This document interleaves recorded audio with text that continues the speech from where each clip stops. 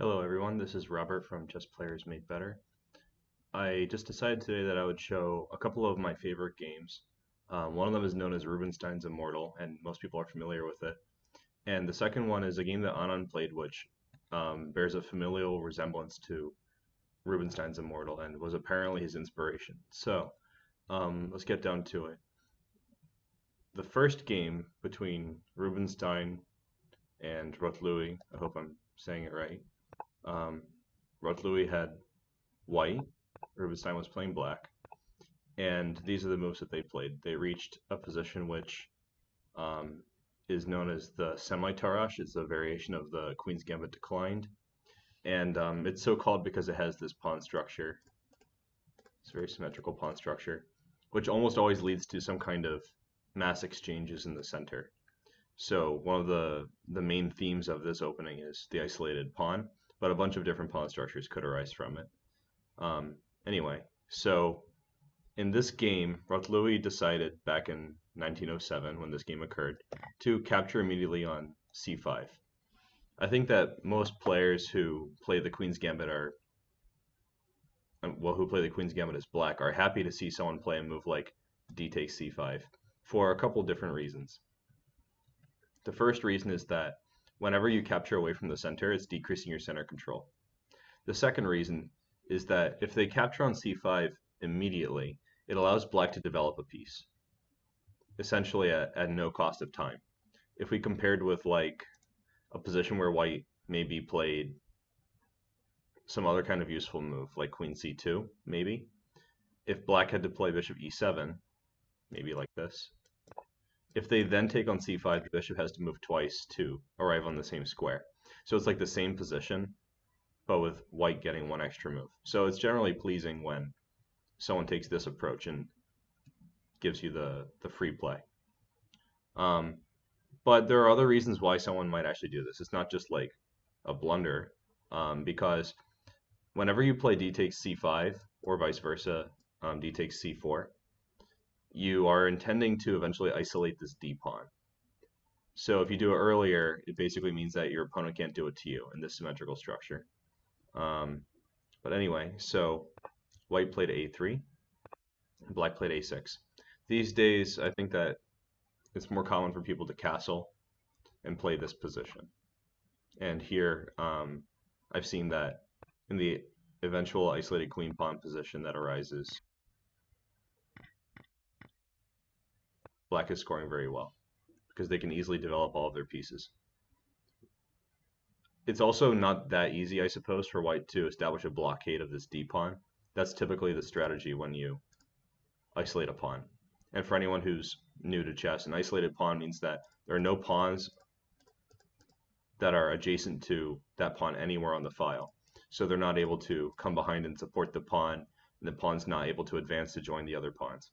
Usually when the pawns are connected like this, they're much safer. So a pawn that's on its own is a target. Hence the strategic play that white chose here.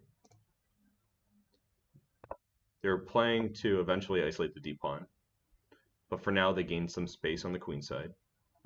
And after bishop b2 and castling, we reach a kind of classic dilemma of these kinds of positions.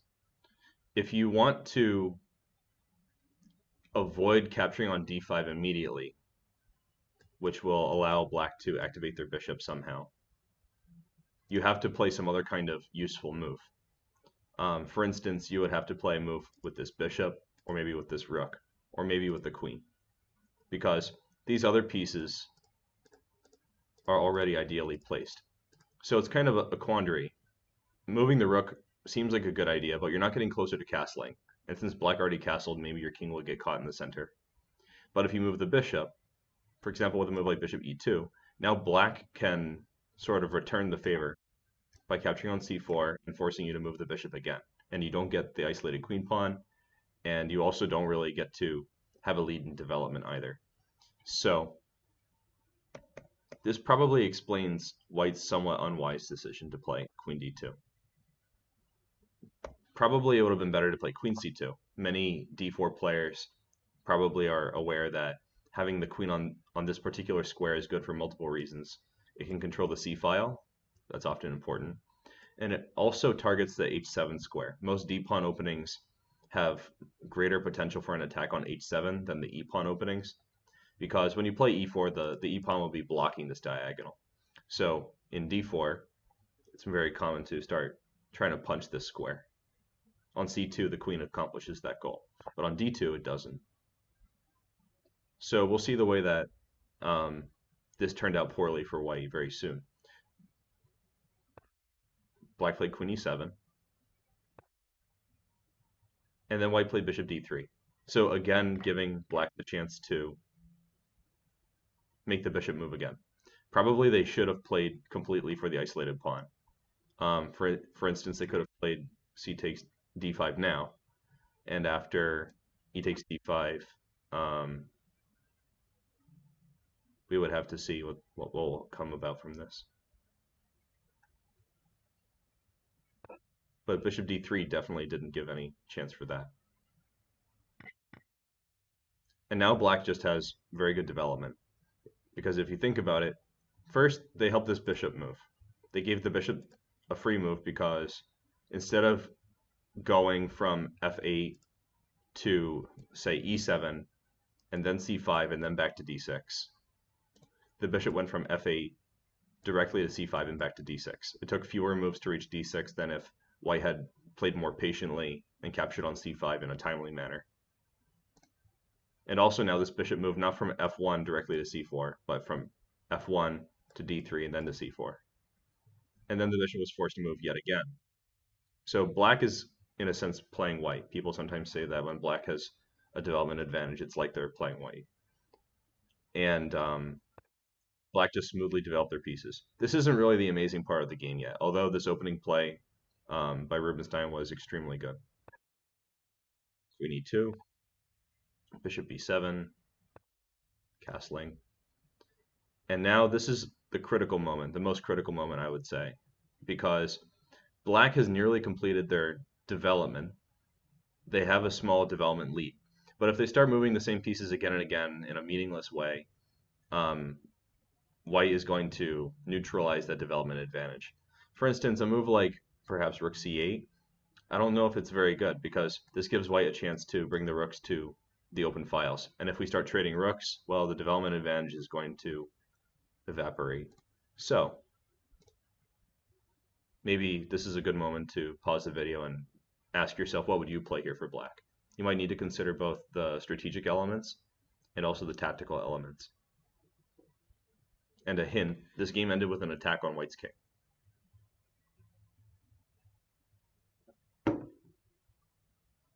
The move that they chose is a move that increases the power of this bishop, decreases the defenses around the white king long term,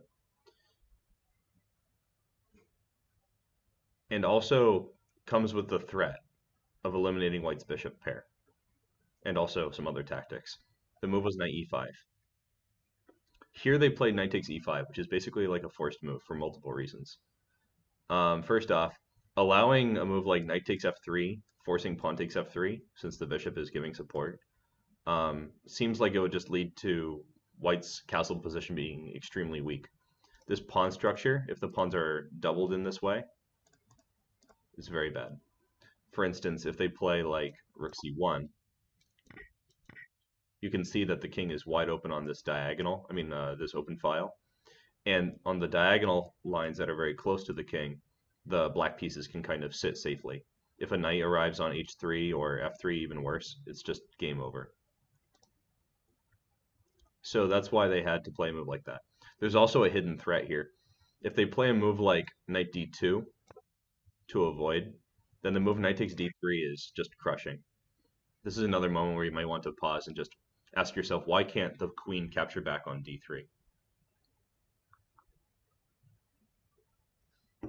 The reason is, after queen takes d3, the queen is aligned with the rook. You have to be alert to these kinds of tactical opportunities.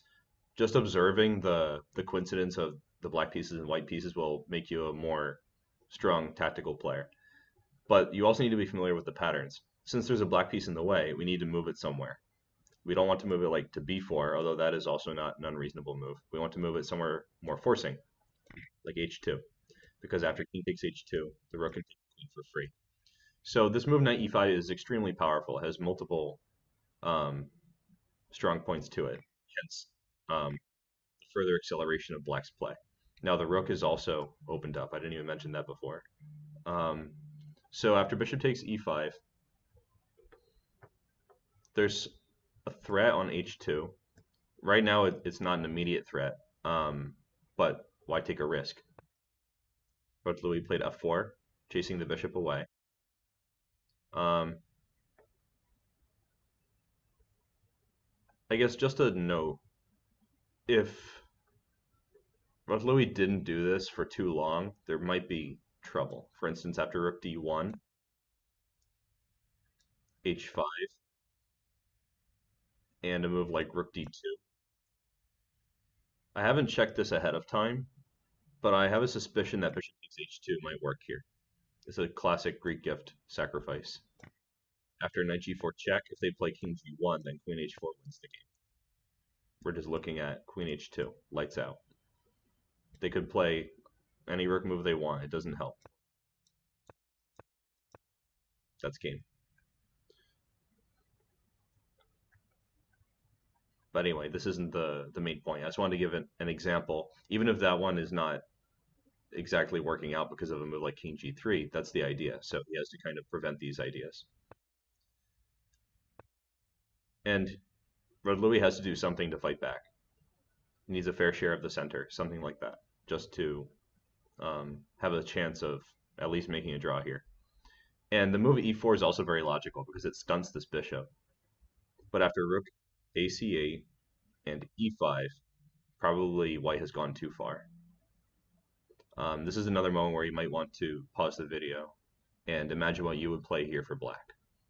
White is making a forcing move, e5, attacking the knight, but you're not necessarily obligated to save the knight.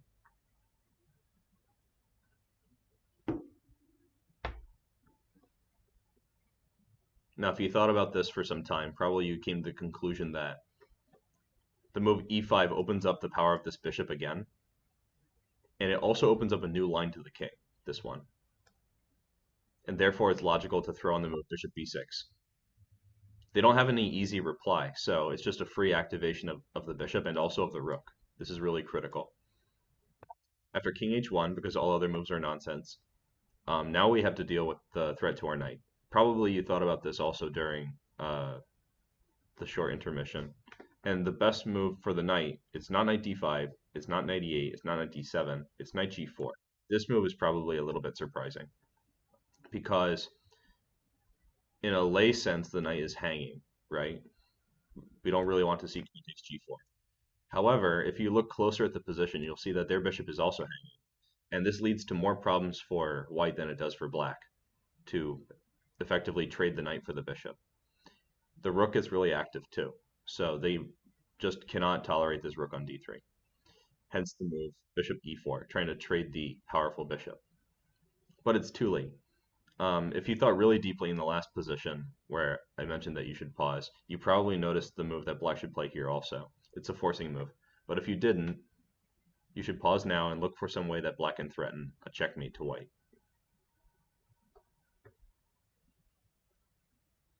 The move that black played here brings in yet another piece to the attack. Queen h4. Now, essentially, all of the black pieces are in harmony. It's a very aesthetic position. The only move to play is g3, and now there's a stellar move that just ends the game immediately. If we play a move like bishop takes e4, after a move like knight takes e4, not only are the white pieces coming to the aid of their king, but we've traded away our most powerful attacking pieces. So we should resist the urge to trade these kinds of powerful pieces as much as possible. So look for some other more forcing options.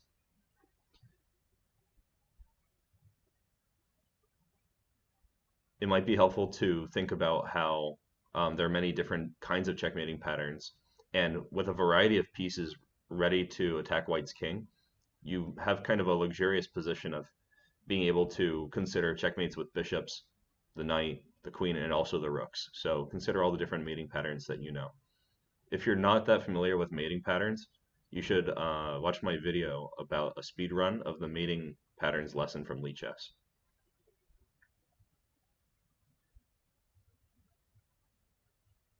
Okay, now the amazing move here is rook takes c3.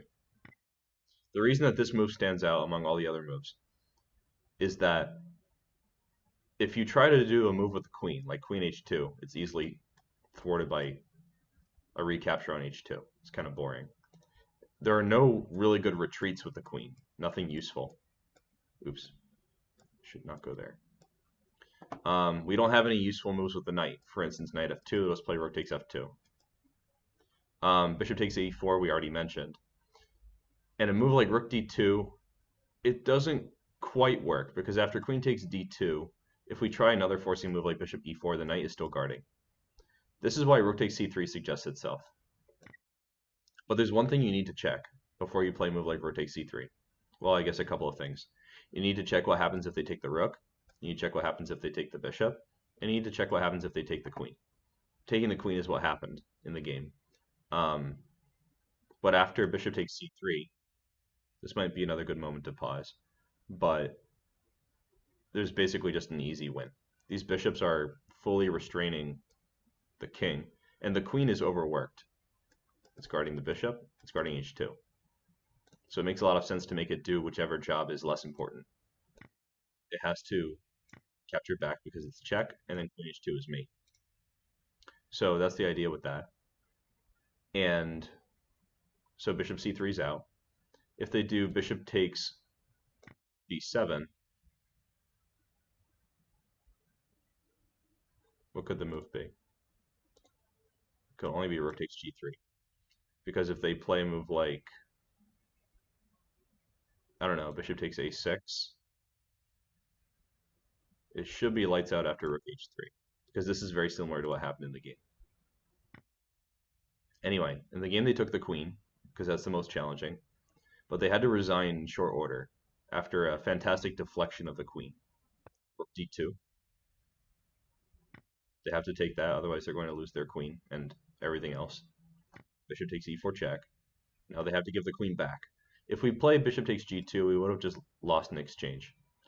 But the next move that made this game immortal, Rubinstein's immortal game, leads to instant resignation for white. And that move is rook h3. The threat is unstoppable. The queen is pinned, so it cannot successfully defend h2. So the threat is just directly to play rook h2. If they take the bishop, now they're not guarding h2 in any sense. And the bishop is guarding g1, the rook is attacking h1, the knight is guarding h2, and the rook is attacking g2. So it's a very aesthetic mate, a checkmate with just 3 pieces. And that's how this game ended. But that's not the end of the story, because many years later, I think maybe 106 years later, oops, I didn't mean to reveal everything. Anand was playing a game against Levon Aronian in a totally different opening. I mean, still a d4 opening. And Anand had black, just like how Rubinstein did. And we got a similar position, but admittedly, white played much better. They didn't give as many free moves to black. And they put their queen on c2, which was a big improvement over queen d2. But somehow, after this move rook c8, the position becomes eerily similar. This configuration of pieces, bishop on d6, bishop on b7, rook on c8, queen on d8, knight on f6. It seems pretty commonplace, but in this structure, it kind of speaks to this old game played by Rubinstein. Here, white played a very common and logical move, knight g5. But admittedly, this move does give black some edge in development. They're going to go raiding the king side, not really creating a checkmate threat, just probably capturing the h-pawn, maybe some other material along the way. But this gives black time to play first c5, extending the power of this bishop. That should seem familiar. After knight takes h7, which is different from the last game, Anand didn't bother to save his rook, because what he's getting in exchange for the rook is a ton of development. He played knight g4. After, let's see, in the game they played f4. If they play knight takes f8 though, there's a flashy finish. You might want to pause the video and look for a forced mate. It comes in just a few moves. Of course it starts with bishop takes h2, but the follow-up is what's maybe a little tricky to see. It's queen h4 with a classic discover check and then checkmate on h2. For instance, if they try f3 now, bishop g3 check, king g1, queen h2 is lights out. So knight takes f8 is impossible. That's a good sign. If you're calculating a variation that involves a sacrifice and you see reasons that your opponent cannot make the common sense captures that they'd like to make, it's a very good sign that you may have a powerful initiative for your sacrifice. So just like with Louis, Aronian played f4, to which Anand responded with a general opening of the position via c takes d4. But then this is where things got even more amazing. I think this game is probably even more astounding and creative than Rubinstein's Immortal, which is maybe an unpopular opinion for the traditionalists. But if you think about it, this position is so much better for white than what Louis had against Rubinstein. And Anand managed to essentially pull a rabbit out of a hat and utilize the same idea that Rubinstein did. He played bishop c5. This is a very tricky move to see. After a move like, all right, so he played bishop e2, which was bad. But after a move like knight takes f8, bishop takes d4 is probably winning. We'll see why from the other variations. So I guess the real question is what happens if they take this bishop? And the tricky thing is that we're not going to do any kind of immediate attack on the king. It's not queen h4. It's not anything like that. It's just knight takes c5 first, because this opens up multiple possibilities for the queen. Queen h4, queen d4, and it comes with a threat to regain the material that we lost. But this is probably still the best try for white. They should try to take the rook, and after knight takes d3, this powerful octopus knight on d3 is doing a great job, and probably black has good compensation for the rook that they sacrificed. But still, in a real game, it's possible that white could drum up some counterplay, despite the great activity of black's pieces. Bishop e2 is just too passive, because it's really just encouraging the next amazing move that black played. This move fully activates the queen and responds successfully to the threat of bishop takes g4. So you might want to pause here and think about what it could be that black would do. What amazing move is in store.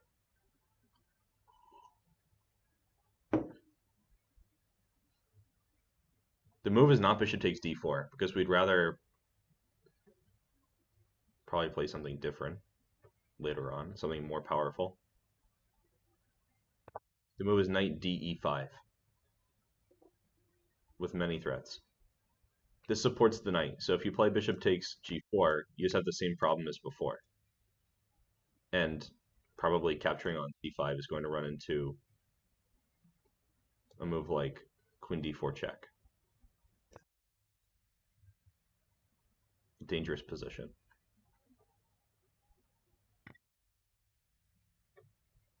But anyway, in the game they played, so they played bishop takes g4 actually. Bishop takes d4 check, king h1, knight takes g4, knight takes f8, and then f5. This move is also really amazing, because if you look at the material balance, black has 3 minor pieces against 3 minor pieces, and they're down a whole rook, and black is just playing f5. They're not recapturing the knight, they're going all in for the attack. But in order to do that, they have to stop a move like queen h7. So this is a strong prophylactic move. They played knight g6 to stop queen h4. And after queen f6, they tried h3. Because if they play a common sense move like knight e5, there's the tactical move knight takes h2, which leads to heavy losses, because queen h4 is coming up. If you take it, queen h4 is also coming up. The rook's under attack. a lot of good things are happening for black. Hence white's decision to play h3. Now this is going to end up somewhat differently from the Rubinstein Immortal, because in that game the pawn structure was with h2 and g3. So we'll see how things go similarly. After queen takes g6, they really can't take this knight because of the simple queen h6 or queen h7 checkmate. So they tried queen e2, very reasonable.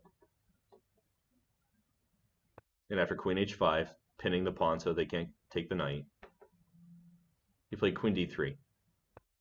It seems like all the moves we're losing here, so we can't really criticize this move too much. Anand responded with bishop e3, and the game was over immediately.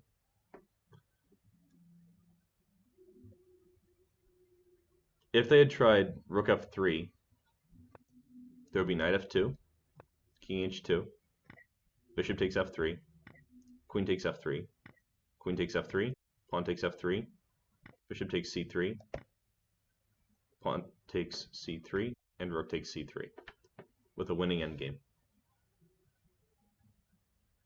So you might be wondering, after bishop e3, why is it game over? Well, there's a major threat here.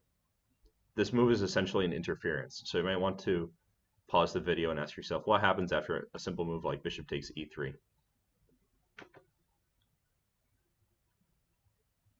The answer is, after a move like bishop e3, queen f3 check, they cannot capture because the g-pawn is pinned, and the queen can't capture the queen because their own bishop is in the way. And after king g1, queen g2 is simply mate.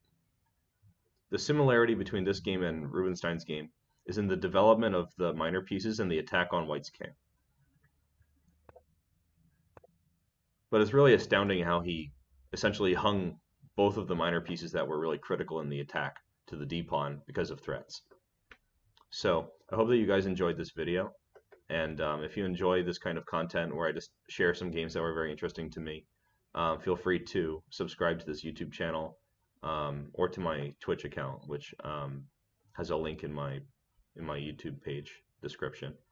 And if you have any input on this game, feel free to comment in the comment section. I don't know everything about this game.